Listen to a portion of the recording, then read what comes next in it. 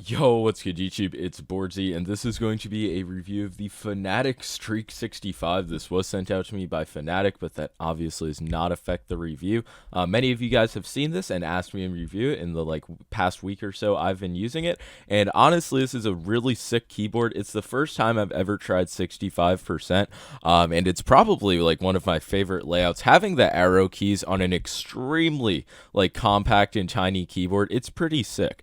But I say that this keyboard is tiny, and I mean in both size and weight. This keyboard is around 400 grams, which is less than 4 G502s. And honestly, this would not be able to fend off a home intruder, unlike the NK65 I just got.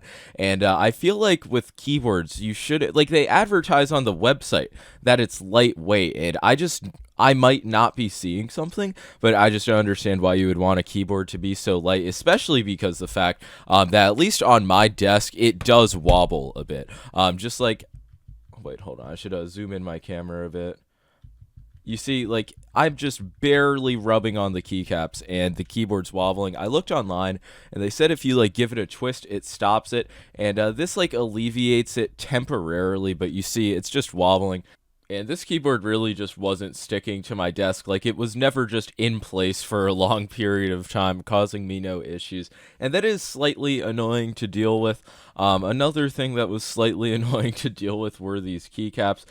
They're just very standard ABS. And they weren't, honestly, I'll show the keyboard. You can see that it shined, but it didn't shine nearly as bad as the fucking HyperX Aqua keyboard with those standard HyperX keycaps. So they weren't the worst ABS I've used, and people have been begging for PBT keycaps on this board for a long time, and at $100 I feel like it should have it.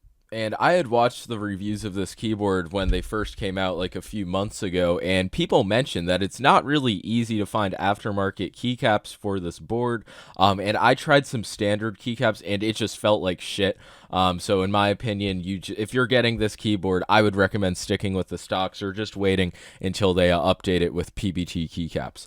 The stabilizers were something that surprised me. For a gaming keyboard, especially 60%, I have never experienced something so good. I'm used to Razer keyboards, fucking god, the GK61, and those all have extremely terrible stabilizers out of the box, and I'll just let you listen to these. Oh shit, gotta unplug the keyboard. Holy fuck, almost forgot. I'm a pro keyboard reviewer.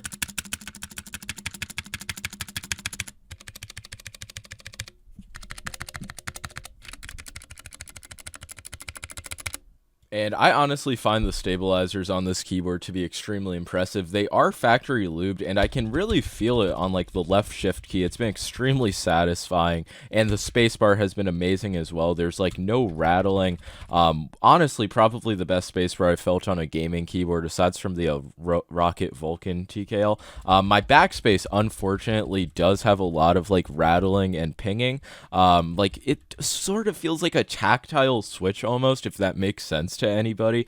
The rest of the switches, these are called the Fnatic speed switches, I believe, but they're some Kale switch. Wait, you can see where it says Kale. Honestly, I don't know the lore behind the switches. All I know is that they have a 1.0 millimeter actuation point. So for us epic gamers who are used to switches that activate instantly, we no longer bottom out the switches. We have transcended the need to do that.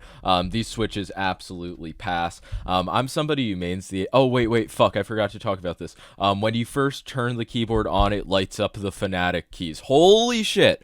But wait, what was I saying? The switches, yes. I'm somebody who mains the Apex Pro, so I'm very used to having this instant actuation, and when I use this keyboard, I really cannot tell a difference. When I use the NK65 with Silk Blacks, I can absolutely feel a difference. And I try to do keyboard reviews from the perspective of somebody who plays games where keyboard input actually fucking matters. And I also type a decent amount. I'm a college student. And I can say that with this keyboard, I made way less typos than I do with my Apex Pro when I have on the lowest actuation, and other optical switch keyboards. And the in-game input, there was no noticeable difference or anything. It was really fucking nice. My biggest complaints with this keyboard were probably the shitty keycaps and also the the fact that it's like so light and just like moves around, and that wobble on my desk. But when I put it on top of a mouse pad, the problem isn't as bad, but I would just like to see some improvements be made. Also, the kickback feet on the back go out to the side. I don't know why this is the way they are. I don't know if it really makes them worse or anything, but it's just something to know. I personally don't rock with them. I just have it down. This is an aluminum keyboard. I don't know if I mentioned that yet, but it hasn't like really gotten too dusty yet. I have only been using it for like maybe a bit over a week though. The cable is obviously detachable USB-C, which I do realize for keyboards that absolutely fucking matters. The RGB is really nice. This is just the default settings, haven't changed anything. It doesn't look as nice because like the ring light's making it a bit lower, but at night looks pretty fucking sick. Has the floating switch design, which I don't know, I fuck with it. I like low profile keyboards. However, I don't understand why people are like, oh, low profile is so much better for gaming. I don't really see the point, but I guess it is a lot easier to clean, and gamers tend to be fucking chronically dirty. But yeah, this keyboard, like from the side view, looks so sick. I have to do this for the thumbnail. It says streak on the side as well if you're literally illiterate. And I'm not gonna lie, I don't obsess over the numbers trying to calculate like what the fastest switch is. I just enjoy having switches that feel extremely responsive in game, and this definitely offers that. It is the best of both worlds, like I was saying, and I was genuinely impressed with the stabilizers, aside from the backspace, but maybe that was just bad on my copy. But yeah, all in all, not gonna be giving this keyboard the seal of approval. You can find it anywhere from like $90 to $100, which I find to be a pretty reasonable price point.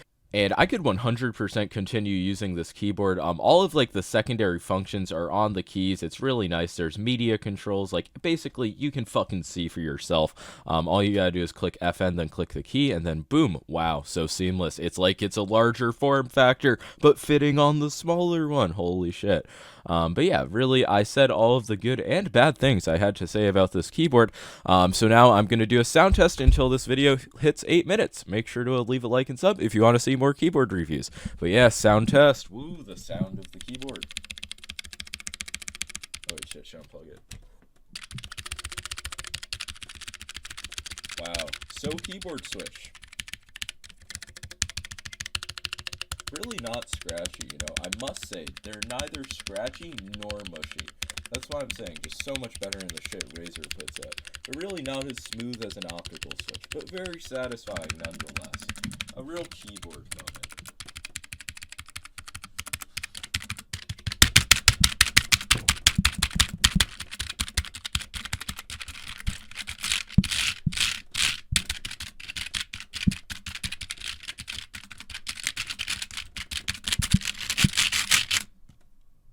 Okay, somehow I did not mash the keys for long enough, so I'm going to show you what it looks like when you plug the keyboard in.